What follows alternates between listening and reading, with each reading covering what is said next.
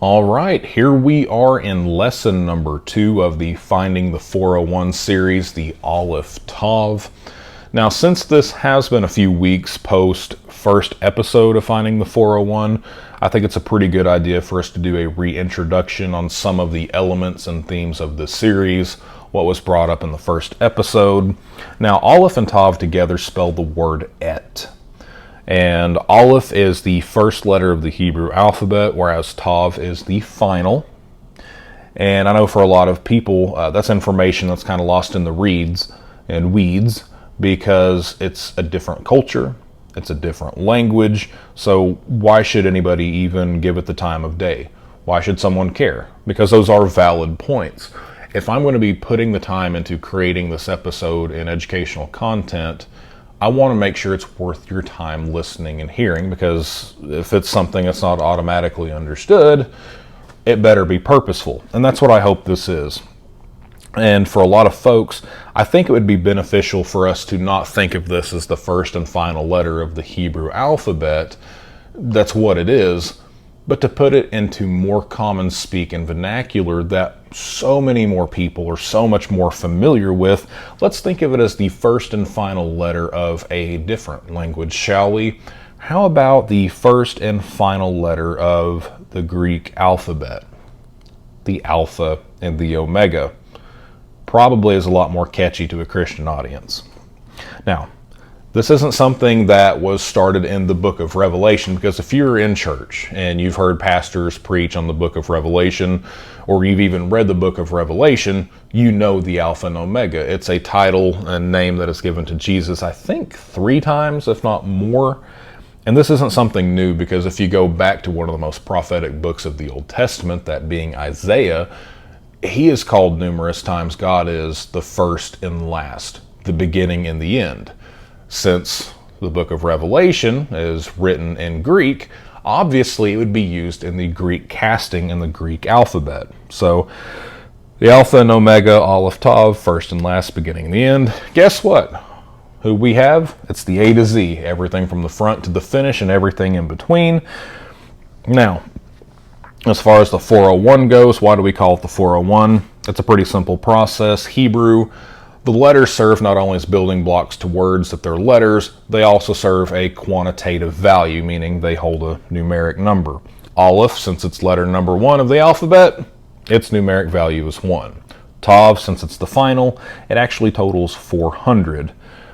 Ironically, whenever I first stumbled upon this information about the Aleph Tav and started learning and piecing together so much about it, I was working at the brick plant and I was just starting to build and get information on a 401k, so it holds a fond memory as well. That's part of the reason I throw the 401 in it, for it's a dual purpose.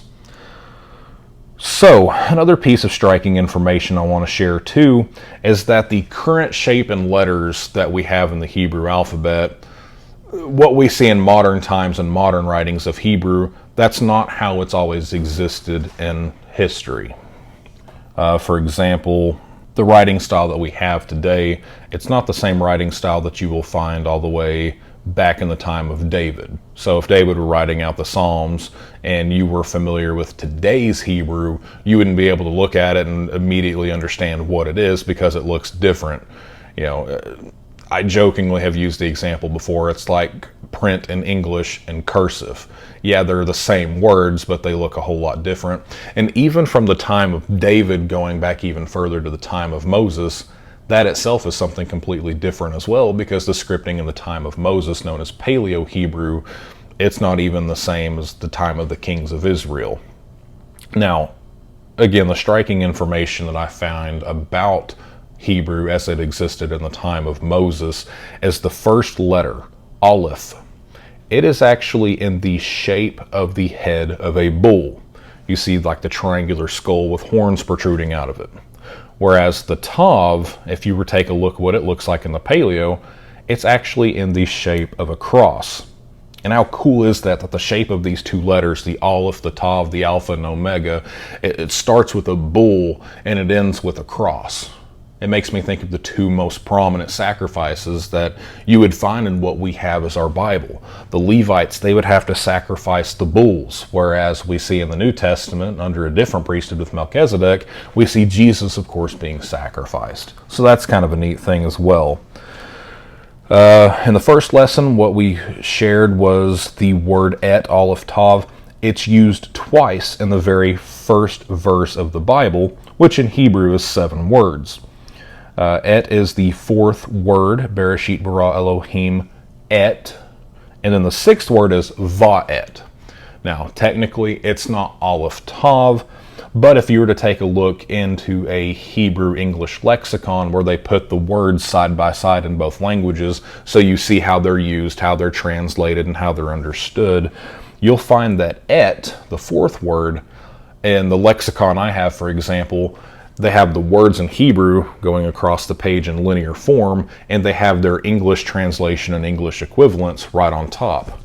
That space that is over the word et, it's a vacant space. There is no word in English that translates from Hebrew to English. So it's almost like this phenomenon. And whenever you go 2 words down to va'et, there's a word there, and it's the word and. But on va'et, vav, aleph, tav, the only thing that they translate there is the letter vav because it means and. So technically, in my eyes, it still counts. But I'm wanting to be having a little bit of integrity here on the teaching. Now this word et, it's used some 7,000 to 8,000 times, flecked and peppered and seasoned all through the Old Testament. And if you were to just strike all of these Aleph Tavs away from these scrolls, you're really not going to see it change or affect the English Bible much, if at all. Because et does function as pointing out the direct object typically in Hebrew, but that's not always the case. And so like I've said before, it's almost like this phenomenon. But by using this methodology in like the Aleph Tav and understanding it as Alpha and Omega, in our vernacular and our modern understanding, I could show you a first and second coming of Christ, the Alpha and Omega. And in the beginning, God created the heavens and the earth, as Genesis 1:1 in the Hebrew. And using that, like I said, I could show you a first and second coming of Christ, who is the Alpha and Omega, and that he is sent from God in heaven. And at his second appearance, he's already going to be known and be associated with the image of a Roman nail. All that and more is packed into the very first 7 words, 10 if you're in English, of the Bible. And it seems like where you find and you examine this Aleph Tav and what it's linked and attached to, it's almost like this giant X marks the spot. You're digging for buried treasure. And that's going to be the purpose of the Finding the 401 series and the installments, is showing these surprising and hidden details that lie in the Hebrew text that are really, in my mind, lost in translation, literally. So, after all this introduction and reintroduction, that brings us to today's topic. Finding the 401, finding the Alpha and Omega in Ruth. Now, the book of Ruth in its entirety, it's only 4 chapters in what is a very near 1,200 chapter book that we have in our Bible. Now, despite not holding a lot of acreage, Ruth is a character that holds more than her fair share of accolades. Ruth is one of 2 women in all of the Bible to have a book named after them. The other, of course, being Esther. And a second item is that she is one of 4 Old Testament women to be listed in the genealogy of Jesus. And a third item that is, I probably think is a pretty big deal. She'd probably brag about it if she lived long enough to see it. But this big deal of hers would have been her relationship to that of King David. You see, Ruth is actually the great-grandmother of King David. And so for somebody to hold these 3 caveats and these 3 accolades, it's probably no surprise that she is the subject of a lot of chatter within Judaism and Christianity. And so that's the point of this 401, finding the 401 teaching, is to make sure that Ruth gets the flowers that she's due in this teaching of mine. And by no means is this going to be the greatest teaching you've probably ever heard on Ruth, but we're going to look at some of the details here. And like I said, make sure she gets those flowers. Now, in my last teaching, not the episode of Finding the 401, but the last teaching I had done on marriage, one of the things I shared was one of my source materials, which is Abraham Publications. Anytime I crack open to read my Bible or do any studies or teachings, this is a resource that I use hands down every single time. I'll actually be going through my day at work or at home and I'll think of somebody in the Bible. Even when I'm not currently reading, I'll pull up this website and take a look at some of the information there because it's a really good source of information to find word origins on people, places, nationalities that are listed in Scripture. So again, I just want you to know what it is that I'm using for information text. And the name Ruth, it has a meaning of friend or associate. It's also related to the word reut, which means looking or understanding. And a prominent theme that you're going to hear in my teachings that I'm sure you've already caught on to if you've been around any time at all, is that I like to stress and emphasize that the names of Bible characters, they're individuals, their name reflects their character. And you would be very, very hard pressed to find a greater example of someone reflecting their name's meaning than what you're going to find in Ruth, who again is friend, associate, someone who understands. And with that being said, I want us to jump into chapter 1 of the book of Ruth. Here we go. Now it came to pass in the days when the judges ruled that there was a famine in the land. And a certain man of Bethlehem, Judah, went to dwell in the country of Moab, he and his wife and his 2 sons. The name of the man was Elimelech, and the name of his wife was Naomi, and the names of his 2 sons were Mahlon and Chilion. The Ephrathites of Bethlehem, Judah. And they went to the country of Moab and remained there. Then Elimelech, Naomi's husband, died, and she was left and her 2 sons. Now they took wives of the women of Moab, and the name of one was Orpah, and the other was named Ruth. And they dwelt there about 10 years. Then both Mahlon and Chilion also died. So the woman survived her sons and her husband. Then she arose with her daughters-in-law, that being Naomi, that she might return from the country of Moab, for she had heard that the country in Moab, that the Lord had visited his people by giving them bread. Therefore she went out from the place where she was, and her 2 daughters-in-law with her, and they went on their way to return to the land of Judah. And Naomi said to her daughters-in-law, Go, return each to her mother's house. The Lord deal kindly with you, as you have dealt with the dead and with me. The Lord grant that you may find rest, each in the house of her husband. So she kissed them, and they lifted up their voices and wept. And they said to her, Surely we will return with you to your people. But Naomi said, Turn back, my daughters. Why should you go with me? Are there still sons in my womb, that they may be your husbands? Turn back, my daughters, go, for I am too old to have a husband. If I should say I have hope, if I should say I have a husband tonight and should also bear sons, would you wait with them until they are grown? Would you restrain yourself from having husbands? No, my daughters, for it gives me very much grief for your sakes that the hand of the Lord has gone out against me. And they lifted up their voices and wept again. And Orpah kissed her mother-in-law, but Ruth clung to her. Something I want to bring up here and take a look at is within this chapter and the preceding verses, there's a lot to unpack, whether it's definition meaning, whether it is text, whether it is even tradition.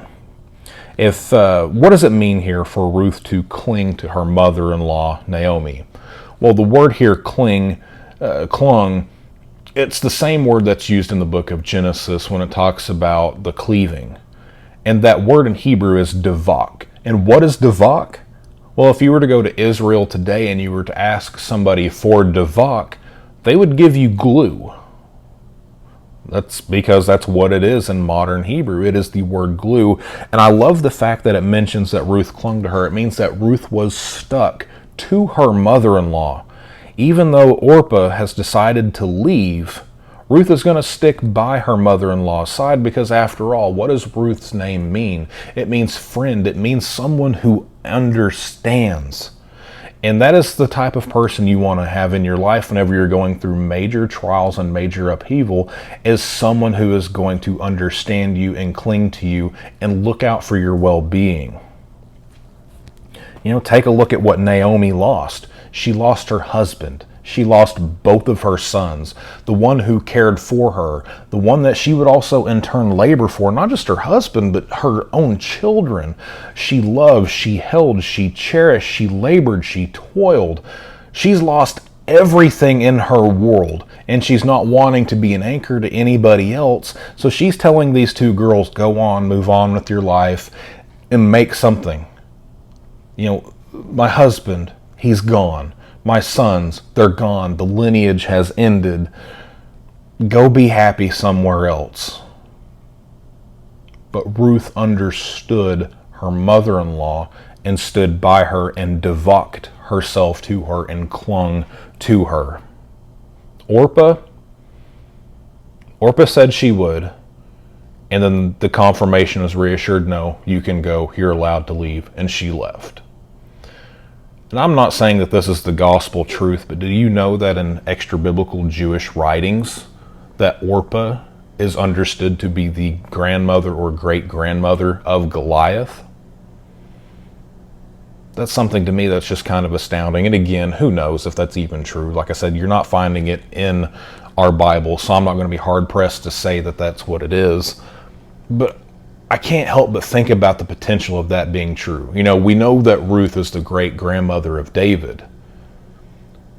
And because of her clinging to her mother-in-law and her obedience and what we'll find her say later on, she became the great-grandmother of one of the greatest, if not the greatest, kings of Israel.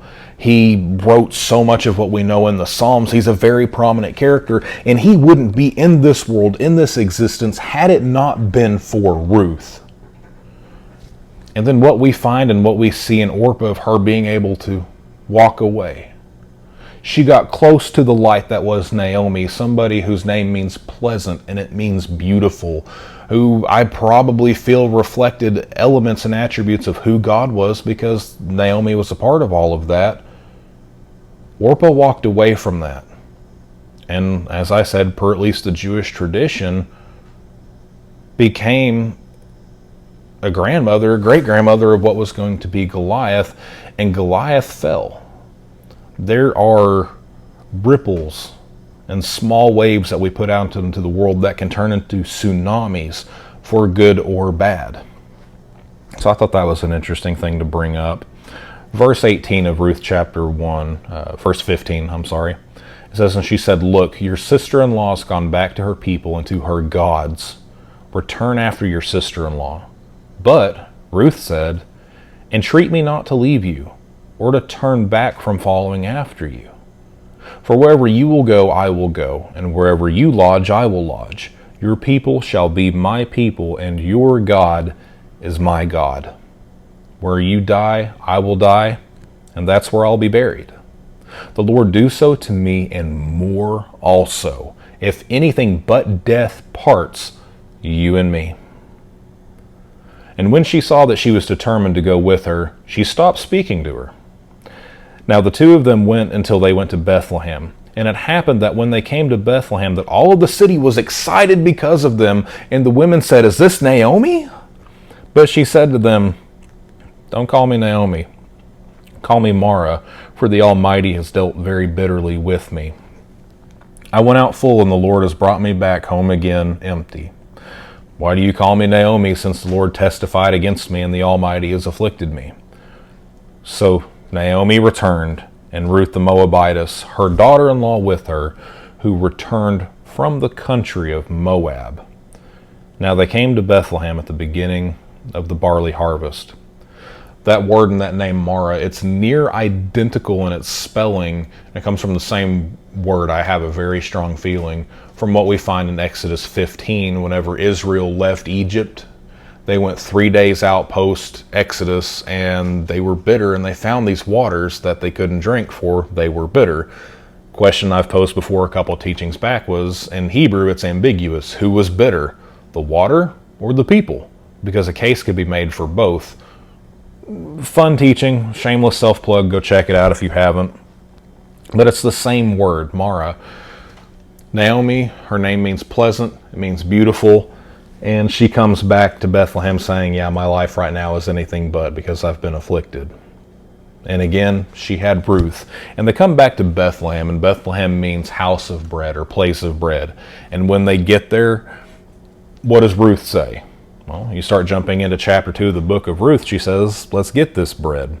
Because in verse 1 it says, there was a relative of Naomi's husband, a man of great wealth of the family of Elimelech, and his name was Boaz. And so Ruth the Moabitess said to Naomi, please, let me go into the field and glean the heads of grain after him, whose sight that I may find favor. And she said, go, my daughter. And again, it talks about her being a Moabitess. And there's potentially a question that would arise about this, because in the book of Deuteronomy, it talks about the Moabites, the Ammonites, and it talks about there's also going to be this one arise up in Israel who is going to be a prophet like Moses. And it talks about because of the non-hospitality or the unstable nature in the relationship that the Moabites and Ammonites had to the people of Israel and their unhospitality, they weren't going to be very well received in the congregation. It actually says that even unto the 10th generation they wouldn't be accepted. And so this one who was going to arise up like Moses, it wasn't going to be from a Moabite or an Ammonite. But yet we see that King David himself had a great-grandmother who was a Moabite. Well, think about it this way. It wasn't so much that she... and I talked to Dale, my rabbi friend, about this, and he said, yeah, it says that the king's not going to come, or this prophet's not going to come from a Moabite. But it doesn't say anything about a Moabitess. So for that, thanks, Dale. But go back a little bit to the chapter prior. What does Ruth tell her mother-in-law? Naomi tells her to leave, and she says, no, no, no, no, no, no. Entreat me not to leave you or turn back from me from following you. Wherever you go, I go. Where you lodge, I'll lodge. Where you live, I'll live. And here's the kingpin verse on this. Here's the linchpin. Your people shall be my people, and your God will be my God. And where you die, I will die. She's taken up her stake from being someone who identifies herself as a woman of Moab to actually being someone in the Israel and Israeli community, a covenant of God-covenanted people. And I find some other things very interesting, because you take a look in some of the later parts of the Bible, like in the Greek especially, you'll find terminology used like righteous Gentile, or even more commonly used and equivalent to that, as someone who is a God-fearer. And what that typically means is you go into the post-flood narrative in Genesis and Genesis 6 through 9 and a little bit onwards. It starts talking about these laws that are put into place. They're called the Noahide laws, and it talks about, it's going to be a universal thing. You know, for the people of Israel, they have the Torah. That's mentioned, obviously later on, but everybody needs to try to abide by these 7 laws and these 7 precepts. And pretty much if you were someone who was an acknowledged God of Israel, you were going to become someone who was a righteous Gentile or a God-fearer. All that to say this, though, there were 7 of those prohibitions and things you had to look out for. You take the name of Ruth. We talked earlier about the Aleph Tav, the word et having a numeric value of 401. Ruth's name in the Hebrew, and its equivalent in Gematria, the numeric values, is 606, which it's just crazy coincidence that 606 plus the 7 Noahide laws put together is 613, which is absolutely very much a Jewish number because there's 613 commandments that you'll find in Moses. And Ruth, by her own word and her own testimony in Ruth chapter 1, in her own volition, she identifies as somebody that she's going to follow the God of Israel. And again, it's just some amazing stuff and some details that it might be lost in the weeds and reeds for you, but I love it. So anyways, back to chapter 2. So Ruth the Moabitess said to Naomi, "Please let me go." And so she goes, picking up in verse 3 of chapter 2. Then she left and went and gleaned in the fields after the reapers, and she happened to come to the part of the field belonging to Boaz, who was the family of Elimelech. Now, what's something pretty significant here is Boaz isn't some insignificant background character. As a matter of fact, we're taking a look at this. He is every bit as important as Naomi and Ruth as well, because he can bring everything back to a balance. He has that potential, because what you will find in Scripture is the idea of a levirate marriage, meaning next of kin, closest of kin. They will be the ones responsible for bringing up a child in the name of a fallen family member, whether it be a brother or some more close/distant family relative.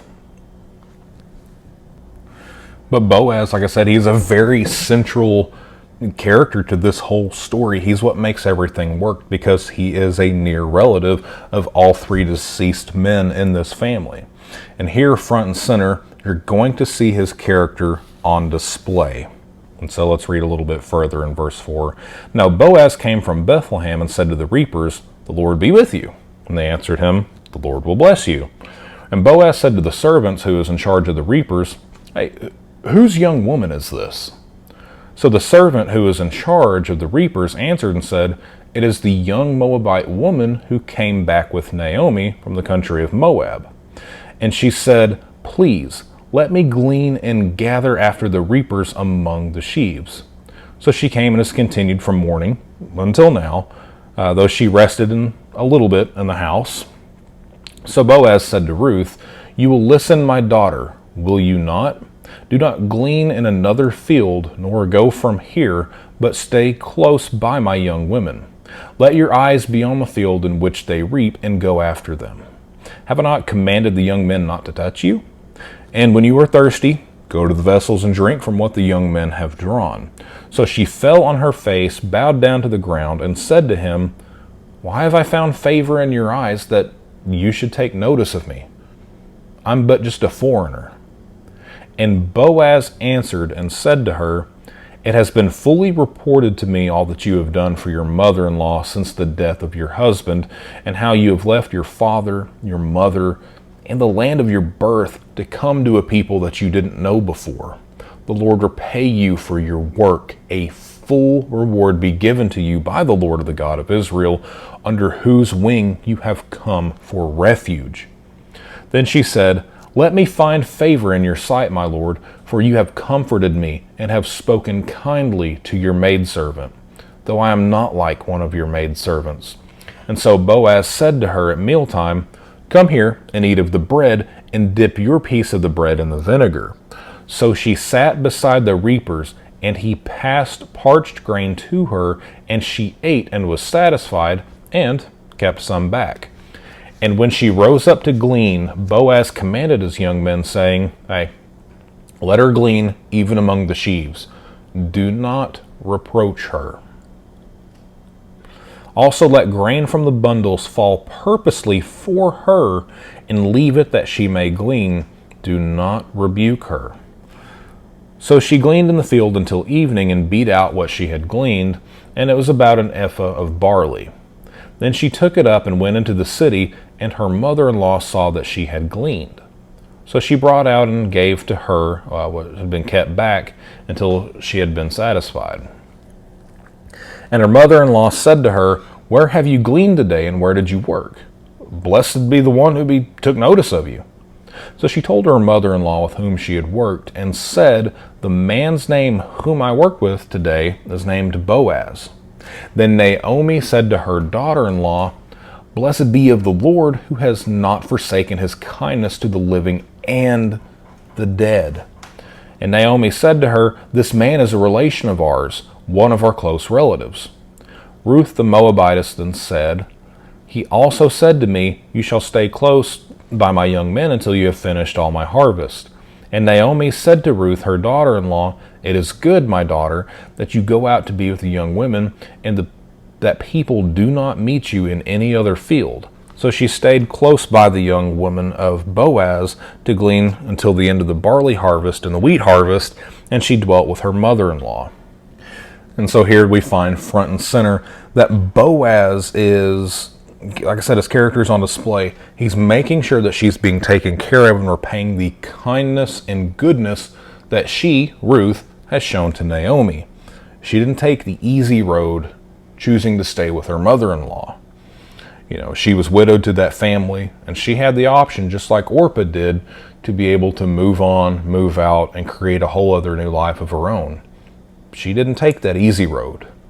And on top of that, she's taking care of Naomi and helping meet the needs as if she was the blood daughter of Naomi. And he's cognizant of that to her. He recognizes of what she's doing. Now, there's a lot of events and scenarios that are taking place here in the book of Ruth that make me think of Genesis 38, and so we'll be paralleling some of those here in just a little bit. I want to go ahead and jump into chapter 3 of Ruth. Then Naomi, her mother-in-law, said to her, My daughter, shall I not seek security for you, that it may be well with you? Now, Boaz, whose young women you were with, is he not our relative?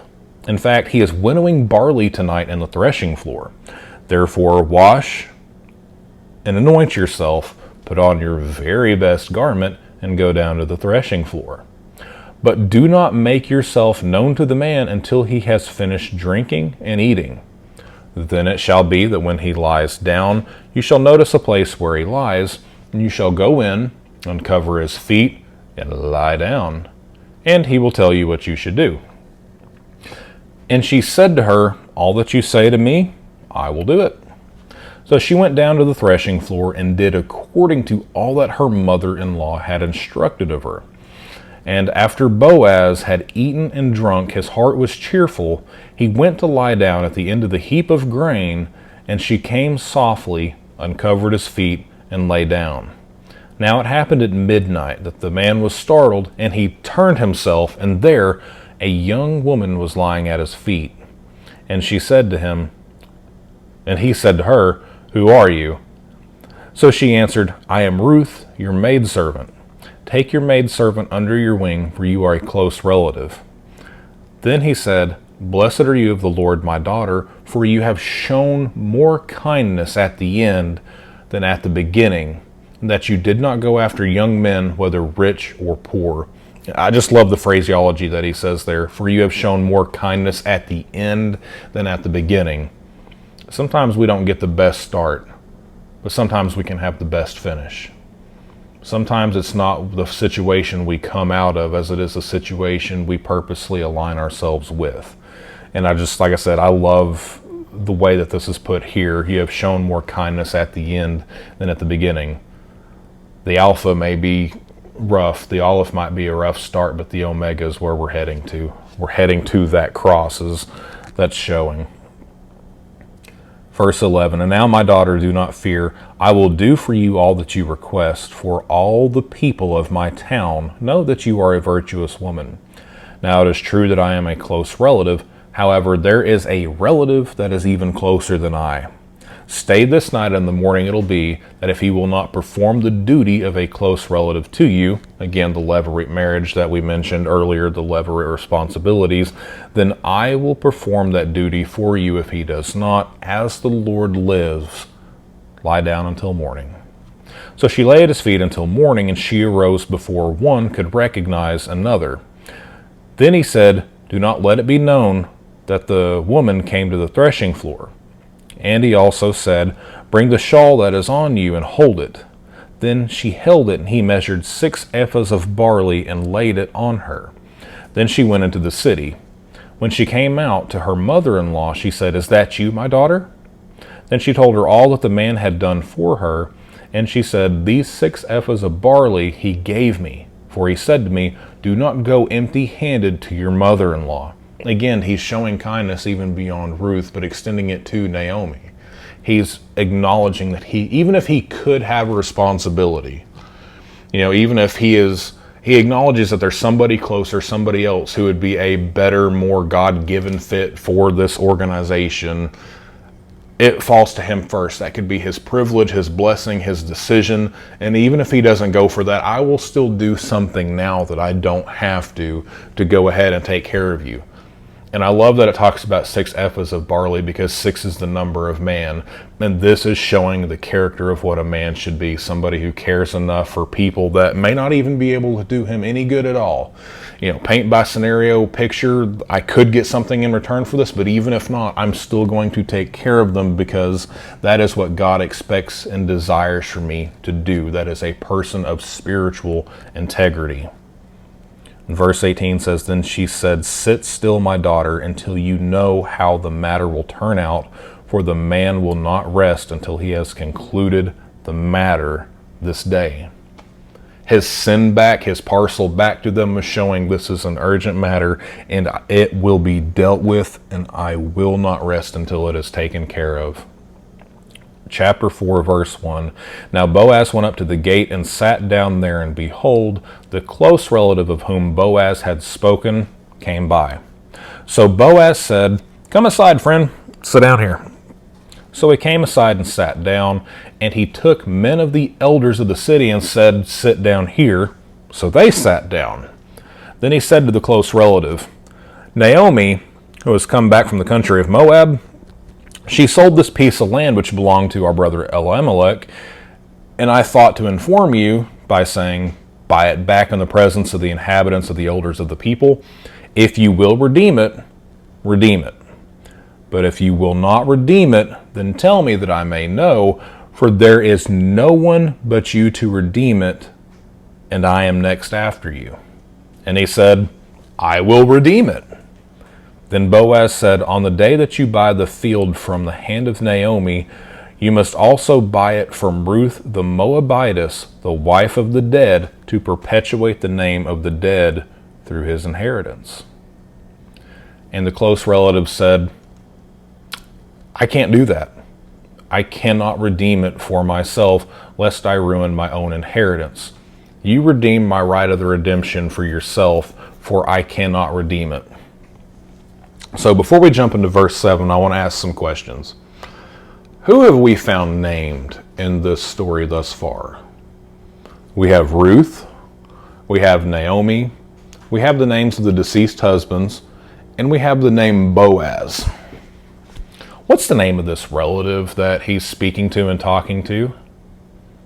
Scripture doesn't tell us. I kind of find that striking. And here's why I believe he's not named or mentioned. Because he didn't care enough about the identity and the thought of a fallen quote-unquote brother. He didn't care about them enough to rise up somebody to uphold the family name and to keep that person in the remembrance of this world. But Boaz is willing to do it. Boaz is willing to take care of it. Therefore, Boaz is mentioned again and again and again, almost as many times as Ruth is mentioned in the book of Ruth. You can be a Boaz, somebody who steps into a role and responsibility to make sure the right things are done, the right things are said, and the right people are remembered and not forgotten of this world. Or you could be somebody who would be in the book of Genesis, be like Cain, whose name means acquired. And I just find it so interesting because there's almost like these parallels and anti-parallels between the two, these contrasts and comparisons that are made. You have one who is willing to go out of his way so much to make sure that the right is done in this world and upholds the memory of a brother. And then you have somebody who's not even named, which reminds me of Cain, who cares so little about their brother, they're willing to blot them out of this world and let them die in the grave or create a grave even for them. And the reason I believe this man's not named is because it's shamed that he is willing to let the things, again, Cain's name means acquired, things that are an acquisition. he's worried more about acquiring possessions than he is giving a name for his brother. And I mentioned earlier about Genesis 38 that there's these overlapping parallels, and there are. You know, both situations here in the book of Ruth with this unnamed character, as well as the men that are mentioned in the Genesis 38. They know what's in stake. They will have a greater inheritance if nobody comes up. Nobody comes in the name of this other dude, this guy that has died, this brother that's fallen. So what are we going to do about it? We're just going to let sleeping dogs lie, and we're going to let the dead be dead so I get more. They allow inheritance to become a primary factor, and the other things not even be secondary. They're just flat out dismissed. So, food for thought. That's me on my soapbox on that. Verse 7 says, "Now it was the custom in former times of Israel concerning redeeming and exchanging, to confirm anything. One man took off his sandal and gave it to the other." That was confirmation in Israel. "Therefore the close relative said to Boaz, 'Buy it for yourself.' So he took off the sandal. And Boaz said to the elders and all of the people, 'You are witnesses this day that I have bought all that was Elimelech's, and that was Chilion and Mahlon's, from the hand of Naomi. Moreover, Ruth the Moabitess, the widow of Mahlon, I have acquired as my wife, to perpetuate the name of the dead through his inheritance, that the name of the dead may not be cut off from among the brethren, and from his position at the gate. You are all witnesses this day.' And all the people who were at the gate and the elders said, 'We are witnesses.' The Lord made the woman who is coming up, the Lord make the woman who is coming to your house be like Rachel and Leah, the two who he built the house of Israel, and may you prosper in Ephrathah, and be famous in Bethlehem. May your house be like the house of Perez, whom Tamar bore to Judah, because of the offspring in which the Lord give you from this young woman." You know what's so striking about this last little bit of phrasing? Going back to one of the accolades of Ruth about her being one of 4 named women of the Old Testament in the lineage of Jesus. You know who one of the other 4 was? One of the other 4 was Tamar. Both Tamar and Ruth, even though they're separate narratives and they're separate stories, both Tamar and Ruth Tamar shared the desire that their husbands, that even though they're dead and that they're gone, neither one of them are willing to let them die in the grave. Neither one of them are willing to let their name go to the grave and it be done. What they were doing is that they were relentless in their pursuit of making sure that their husbands would be remembered through this levirate marriage. And it's something that is a little bit different, you know, in our culture, in our time, and that's okay.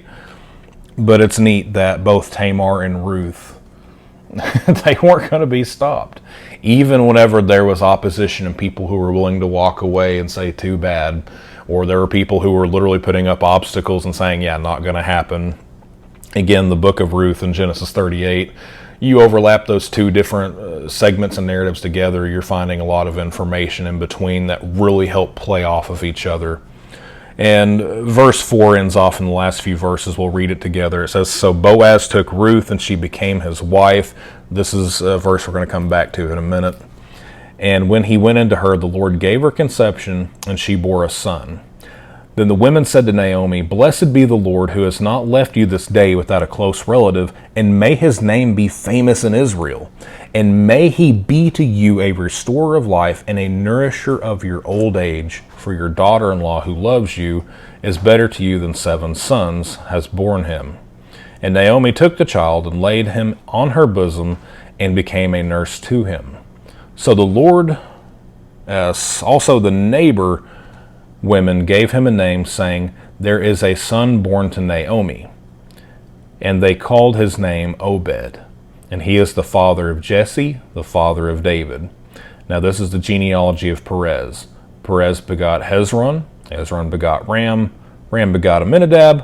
Amminadab begot Nahshon. Nahshon begot Salmon. Salmon begot Boaz, and Boaz begot Obed.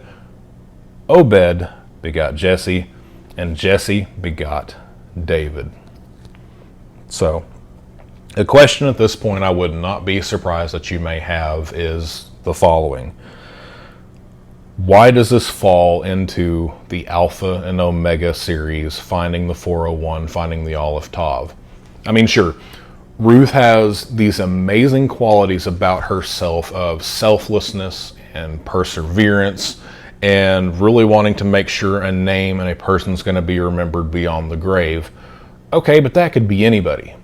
How is she related to this word that is in some other language that it's hard to find, hard to see? What is it? Well, that's because in the ancient scrolls and the book of Ruth, every time that her name is mentioned, it's Rut. Resh, Vav, Tav. Rut. Every single time it's Rut. Until she marries Boaz and comes into the fold of the family and has a child. Once she is married to Boaz, she falls into the line that eventually would produce Jesus, produce David, and eventually that would produce Jesus, the light of the world. At that point, at the verse we talked about, chapter 4, verse 13, it is no longer Ruth.